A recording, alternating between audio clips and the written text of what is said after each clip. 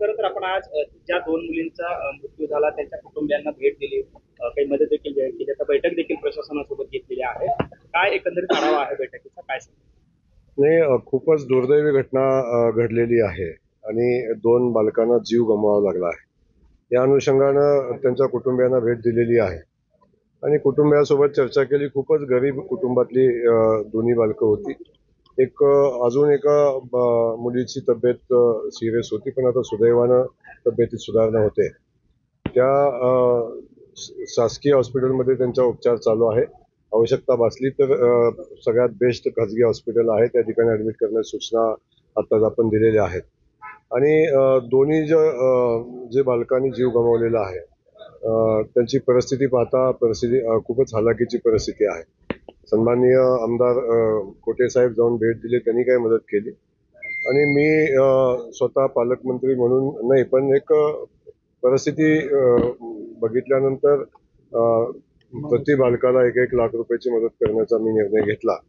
आणि त्याच वेळी मी आदरणीय मुख्यमंत्री महोदयांशी मी येताना गाडीत SMS केला होता आणि त्यांच्याशी चर्चा झाली. मुख्यमंत्री महोदयांनी तातडीनं मला SMS केलेला आहे आणि मुख्यमंत्री महोदयांनी दोन्ही बालकांना 5-5 लाख रुपयाची मदत करण्याचा निर्णय घेतला आणि तातडीनं तसा प्रस्ताव आयुक्त महोदयांना पाठवण्याच्या सूचना दिलेल्या आहेत. त्या कुटुंबांना मदत या निमित्तानं होईल. विषय आहे की जीव जाणं मदत करणं हा एक वेगळा विषय झाला, परंतु या घटना का घडल्या या संदर्भात तळाशी जाणं आवश्यक आहे. त्या अनुषंगानं मी स्वतः पाहणी केली की जे गटरचं पाणी आहे त्यामधूनच पिण्याच्या पाण्याच्या पाईप जातात आणि त्यातून काही दूषित पाणी झालं का याच्या तातडीनं चौकशी करण्याच्या सूचना दिलेल्या आहेत. पाण्याचे नमुने आरोग्य खात्यानं याच्याकडे पाठवलेले आहेत. त्या पाण्याचे नमुने तपासतो आणि प्रशासनाला आपण स्पष्ट सूचना दिलेल्या आहेत की याच्या मुळाशी पोचावं लागेल आणि त्या अनुषंगानं काय घडलं तर उपाययोजना करता येतील. त्याच्यापैकी कुठलीही गोष्ट न लपवता जी परिस्थिती घडली आहे त्याच्या मुळाशी जाऊन आपण त्याचा निष्कर्षापर्यंत गेलो तर त्याच्या उपाययोजना आपल्याला करता येतील. त्या अनुषंगानं सूचना संबंधितांना दिलेल्या आहेत.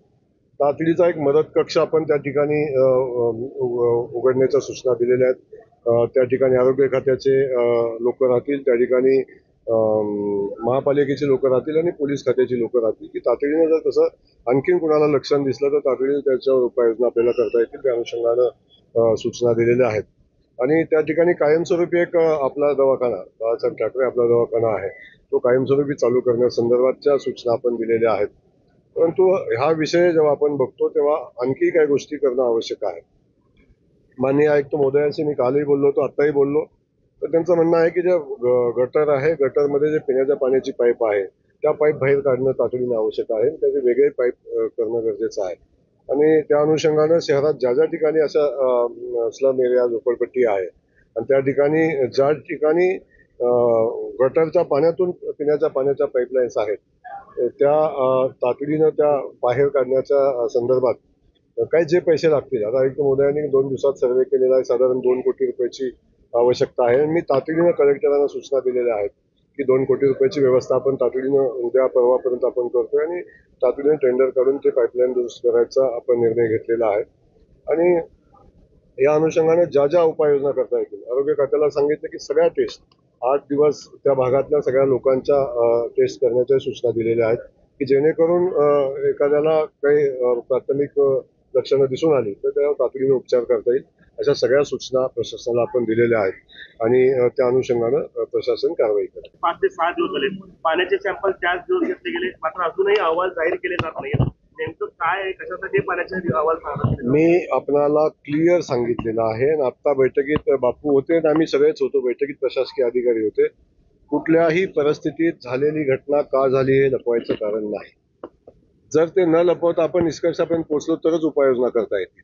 त्यामुळे उपाययोजना करायच्या असतील तर वास्तव आपल्याला समजायला पाहिजे. तशा सूचना दिलेल्या आहेत आणि तातडीनं तसे रिपोर्ट मागवलेले आहेत. रिपोर्ट आले की मी आपल्याशी चर्चा करेन. हा जो बदल आहे शहरात तेवढ्या भागापुरता आहे का पूर्ण शहरामध्ये अशा पद्धतीचं काम केलं जाईल? आता जर तातडीनं आपण या ठिकाणी ज्या ठिकाणी गटर आणि पिण्याची पाईपलाईन एकाच याच्यातून जाते त्या ठिकाणी पण तातडीच्या उपाययोजना केलेल्या आहेत. परंतु शहराचा विषय म्हणाल तर शहरातली अंतर्गत पाईपलाईनच्या संदर्भात माननीय मुख्यमंत्री महोदयांनी जवळजवळ 895 कोटी रुपयाच्या योजनेला मंजुरी दिलेली आहे. पहिल्या टप्प्यातले 100 कोटी रुपये आता येतील आणि आत्ताच मी आयुक्त महोदयांशी बोललो की तातडीने त्याचा सर्वे करून टेंडरची प्रक्रिया कंप्लीट करून काम चालू करायचं आहे. पण पुन्हा या समस्या उद्भवल्या नाही पाहिजेत अशा पद्धतीनं टेक्निकली आपल्याला स्ट्रॉंग योजना बनवायला लागेल आणि त्या अनुषंगानं सूचना दिलेल्या आहेत. तर लवकरच आपण या शहरातली अंतर्गत सगळी पाईपलाईन आपण बदलण्याचा निर्णय घेतला. स्थानिकांचा आरोप असा आहे काम करताना प्रशासनाला अडचण होते, अतिक्रमण खूप आहे, लोकांना काय आवाहन करा? माझी सगळ्यांनाच आपल्या मार्फत माझं म्हणणं आहे की जो विषय आहे अतिक्रमण किंवा शहराच्या विकासामध्ये आड येणारं अतिक्रमण, त्यातून काही दुर्घटना घडतात असे अतिक्रमण लोकांनीच करू नये आणि जरी कुणाचे असतील तर त्यांनी काढून घेण्यासंदर्भात माझी सगळ्यांना सूचना विनंती राहील आणि आवश्यक असेल त्या ठिकाणी प्रशासनाला सूचना दिल्या जातील की त्यांनी ते अतिक्रमण काढून. स्थानिकांचा आरोप जो आहे तो दूषित पाण्यामुळे जो आहे तो मृत्यू झाला आहे आणि प्रशासनाला असं सांगतंय की डेंग्यूमुळे जे आहे ते काय नेमके एकही रुग्ण डेंग्यूचा आढळून आलेला नाही. मी क्लिअर आपल्याला सांगतो, पाणी दूषित आहे असूही शकतं पण त्याचे रिपोर्ट आपण तातडीने मागवलेले आहेत. पण डेंग्यूनं मृत्यू झालेले नाहीत. बहुतांश असं दिसतंय, प्राथमिक याच्यात दिसतंय की ते पाण्यातच दोष असावा असं दिसतंय, परंतु अजून निष्कर्षापर्यंत आपण पोहोचलेलो नाही. कधीपर्यंत पण आज उद्या तर पोचायला लागेल. म्हणजे काय म्हणजे साहेब महत्वाचा विषय असा आहे की यापूर्वी तिथल्या नागरिकांनी किंवा अनेक शहरातल्या वेगवेगळ्या नागरिकांनी ज्या आहेत ते तक्रारी दिलेल्या आहेत.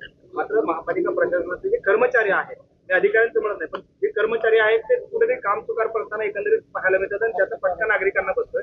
अशांवरती काही विशेष कारवाई असणार आहे का? नाही, आताच आम्ही बैठकीमध्ये या संदर्भात थोडी चर्चा झाली.